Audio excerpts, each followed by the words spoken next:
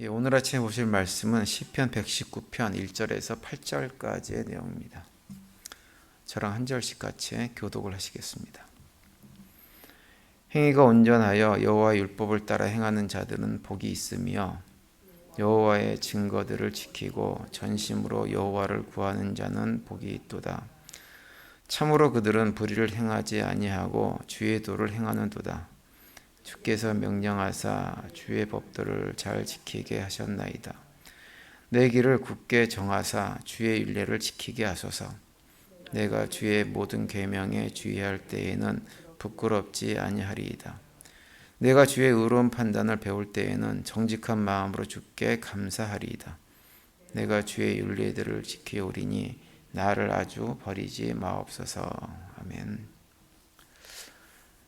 오늘부터 며칠간 또 시편을 묵상하겠는데요. 오늘 아침에 저희들이 읽은 이 시편 119편은 시편 가운데서 가장 긴 시편이죠. 절수가 176절이나 되는 아주 길고 방대한 시편인데요.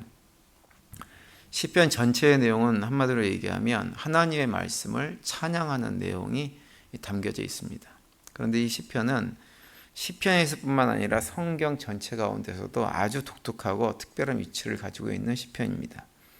이 시편을 보면 전체가 22개의 부분으로 나눠져 있는 것을 볼 수가 있어요. 왜 어떻게 그렇게 나눠져 있냐면 구약에 기록된 히브리어 언어와 관련해서 그렇게 나누어 놓은 것입니다.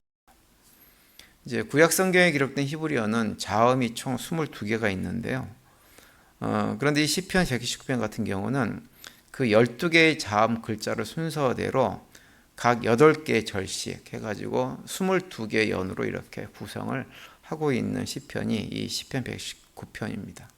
이 연이라고 하는 것은 뭐냐면 시나 노래에서 몇 개의 행들을 모아가지고 하나의 덩어리를 이룬 것을 보통 연이라고 부릅니다. 마치 이제 우리가 찬송가를 부르실 때 1절, 2절, 3절 이렇게 있는 것처럼 그런 식으로 묶어가지고 나누어 놓은 거죠.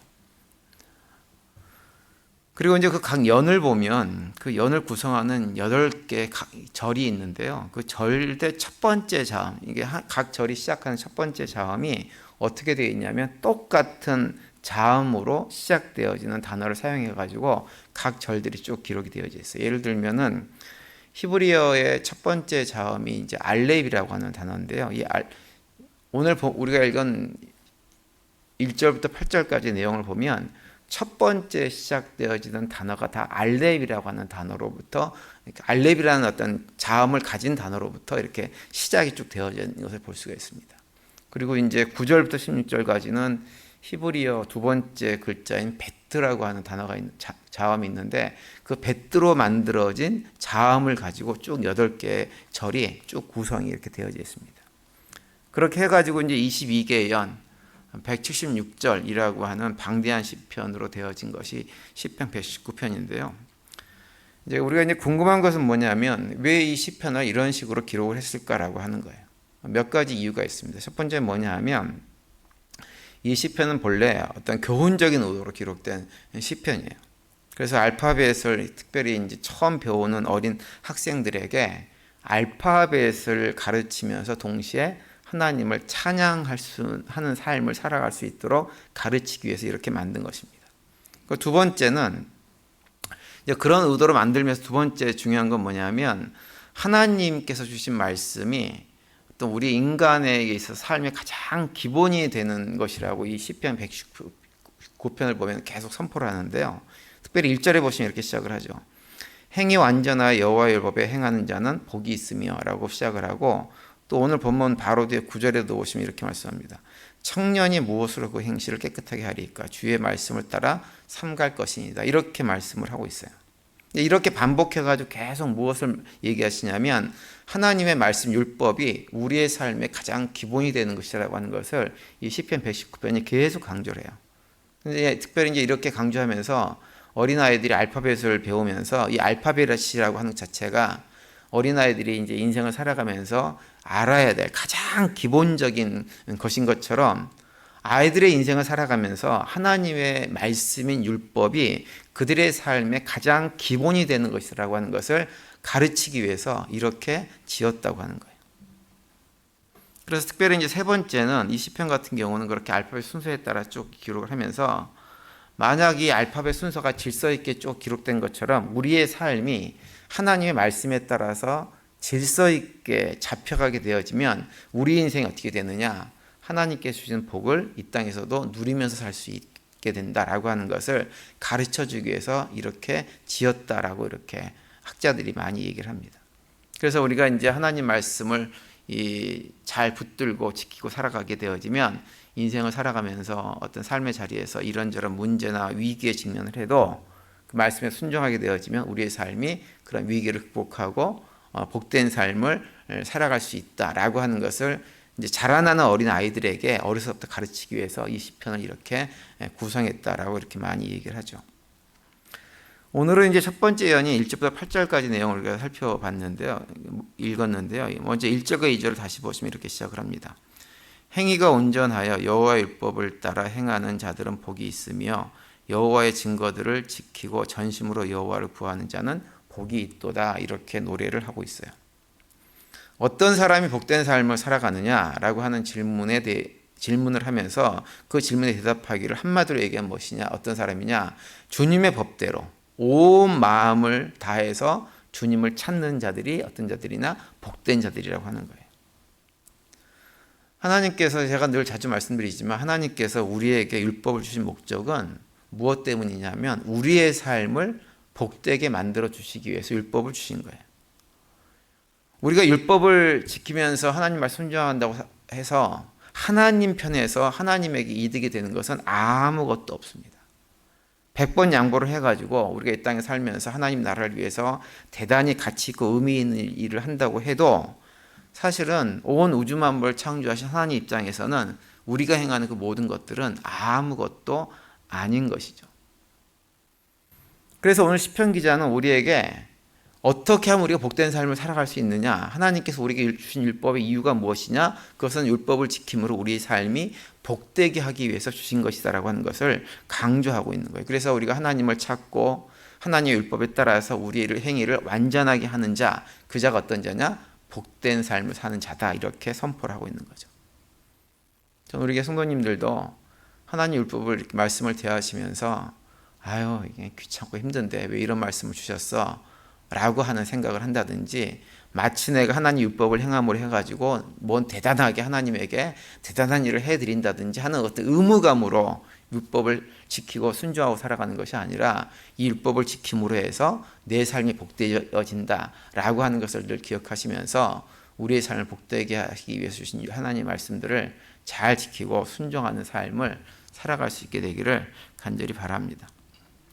그런데 여기서 이제 우리가 한 가지 생각해야 될 문제가 있는데 뭐냐면 오늘 본문에서 행위를 완전하게 하고 여호와의 율법을 잘 지키는 자가 복이 있다고 했고 전심으로 여호와를 구하는 자들이 복이 있다고 말씀은 했는데 문제는 뭐냐면 우리가 어떤 문제가 있냐면 우리는 행위를 완전하게 할 수가 없는 존재예요. 우리의 삶을 통해서 전심으로 우리의 마음을 다 바쳐서 여호와를 찬양하면 찾지 못하는 것이 우리라고 하는 거예요. 3절 이하에서 노래하는 것처럼 불의를 행하지도 않고 주님께서 가르쳐 주신 그 길만으로 쭉 따르는 삶을 살지도 못하는 것이 우리의 현실입니다. 무엇보다도 우리는 실제적으로 하나님 말씀을 붙들고 그 말씀대로 살아가기 위해서 노력하는 것도 사실은 별로 하지 못해요.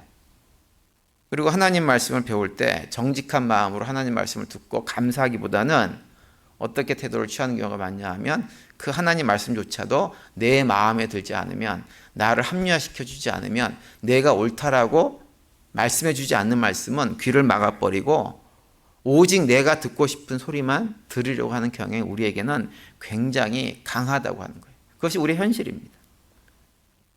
그래서 우리가 성경을 읽고 묵상할 때 있다 그러면 어떤 좌절감 같은 것이 생길 때가 좀 있어요. 특별히 성경에 등장하는 영적인 거장들의 모습을 보게 되어지면 그렇게 좌절할 때가 있죠. 그들은 가만히 보면 하나님 말씀을 굉장히 잘 지키는 것 같고 전심으로 하나님을 찾는 것 같은데 사실은 그렇게 되지 않습니다. 오늘 우리가 읽은 시편 같은 것을 읽으면서도 좌절을 해요. 전심으로 찾으면 복되다고 했는데 전심으로 찾지 못하는 우리 자신들의 모습을 발견하기 때문에 우리는 그래서 하나님께서 복을 주시지 않나라고 하는 그런 자괴감에 떨어질 때가 많이 있습니다. 그런데 우리가 이제 우리 그런 자신을 돌아보면서 기억해야 될 것이 있어요. 그걸 오늘 본문 5절에서 이렇게 말씀을 해줍니다. 5절 보시면 내 길을 굳게 정하사 주의 윤리를 지키게 하소서 이렇게 노래합니다. 시편 기자의 고백은 뭐냐면 하나님께 간구하는 거예요. 우리로 하여금 주님의 윤리를 성실하게 지켜낼 수 있도록 우리를 지켜달라고 하는 거예요. 우리가 믿음을 지키고 순종하며 살 수 있는 것, 그것은 하나님께서 우리를 지켜주실 때 가능하니까 주님 우리를 붙잡아 주시고 지켜주셔가지고 우리로 하여금 비록 내 마음 본성은 하나님 말씀을 그렇게 지키지 못한 존재이지만 우리로 하여금 우리에게 오셔가지고 그 말씀을 지키고 순종하고 주님을 찾을 수 있도록 해달라고 하는 거예요. 늘 말씀드리죠. 우리는 우리의 힘과 능력으로 결코 하나님 말씀을 순종해서 살아갈 수 없는 존재입니다. 우리 힘으로 안 돼요. 우리의 삶이 그렇게 살 수 있는 길은 유일한 길은 무엇뿐이 없느냐? 우리 안에 계신 하나님께서 도와주실 때 그것이 가능한 거예요. 우리의 길을 굳게 정하는 것도 그렇고 하나님 말씀을 지키며 사는 것도 그렇고 모든 것들이 하나님이 도와주셔야 가능합니다. 그래서 시편 기자가 하나님께 도움을 구하는 거예요. 신약성경 빌립보서 2장 13절에 보면 이런 말씀이 있죠. 너희 안에서 행하신 이는 하나님이시니 자기의 기쁘신 뜻을 위하여 너희로 소원을 두고 행하게 하신다. 이렇게 말씀합니다. 우리 안에서 선한 일을 하도록 소원을 주시는 것도 하나님이시고 그 소원대로 우리로 하여금 행하게 만들어 주시는 것도 누구라는 거예요? 하나님이라고 하는 거예요. 시편 기자는 우리의 힘과 능력으로는 결코 하나님 말씀대로 살 수 없는 존재란 사실을 고백하면서 하나님에게 나를 지켜달라고 고백을 하는 거예요. 제가 이제 구약 시대를 생각하면 어떤 생각을 많이 하냐면 구약 시대를 살아가는 하나님 백성들은 사실은 얼마나 답답했을까라는 생각을 많이 합니다. 왜냐하면 오늘 본문을 기록한 시편 기자처럼 하나님 말씀을 지키면서 살기를 원하지만 사실은 그렇게 할 수가 없는 자신들을 정말 많이 봤을 거예요. 특별한 영적인 거장 몇몇 사람들을 제외하고는 다 그렇게 살았어요. 율법을 지키면서 하나님 안에서 하나님께 주시는 복을 누리면서 살고 싶은데 그것이 안 되는 거예요. 아무리 노력해도 안 되는 거예요. 그냥 얼마나 답답했을까라는 생각을 해봅니다. 그런데 반대로 지금 우리 믿음 생활하는 우리들은 얼마나 복된 사람인가라는 생각을 또 동시에 했어요. 왜 그런가요? 오늘 본문에서 시편 기자가 간절히 바랬던 우리를 지켜주시는 그 하나님이 지금 어디 계세요? 우리 안에 계신단 말이에요. 우리 안에 계셔서 우리를 지금 지켜주시고 우리를 선하게 인도해 주시고 계시는 것이 현재 우리의 모습이에요. 그래서 우리가 성령 하나님 모시고 살아간다고 하는 것은 어떤 정도로 놀라운 일이냐면 구약에서 우리들이 믿음의 거장으로 생각했던 많은 사람들이 꿈꾸고 소망했던 그 일을 우리는 지금 현재 맛보고 경험하고 누리며 살아가는 이 놀라운 일인 것입니다. 그래서 그들이 소망했던 성령 하나님이 우리에게 오셔가지고 우리 그분을 모시고 살면서 우리를 인도하시고 붙잡아 주시고 행하게 하시고 실제로 맛보고 경험하게 하시는 이 모든 일들을 실제로 경험하면서 살아가고 있는 존재들이에요. 그렇기 때문에 우리는 구약에 나오는 그 어떤 거장들보다도 어떤 사람이에요? 복된 사람들입니다. 우리가 이것을 기억해야 됩니다. 따라서 오늘 새벽에 나오시는 성도님들 그리고 우리 교회에 속한 모든 성도님들은 그들의 삶 속에 우리를 지금 도와주신 성령 하나님이 우리와 함께 계신다고 하는 사실을 기억하는 가운데 그분을 의지함으로 하나님의 말씀에 순종하고 순종함으로 말미암아서 하나님께서 우리에게 주시고자 하는 그 복들을 누리면서 살 수 있는 우리 모두가 될 수 있게 되기를 간절히 바랍니다. 그래서 오늘 하루도 그런 고백 가운데 삶을 살아가시면서 우리 삶 속에서 구체적으로 일하신 하나님을 새롭게 맛보고 경험하고 또 하나님 말씀에 기쁨과 감사함으로 순종하는 가운데 우리의 삶이 더욱더 복된 자리로 나아갈 수 있는 하루가 될 수 있게 되기를 간절히 바랍니다. 오늘도 그런 고백 가운데 믿음으로 승리하시고 또 주님께 주신 참된 평강과 기쁨들을 풍성히 누리며 살아가는 복된 하루가 되시기를 간절히 축원드립니다.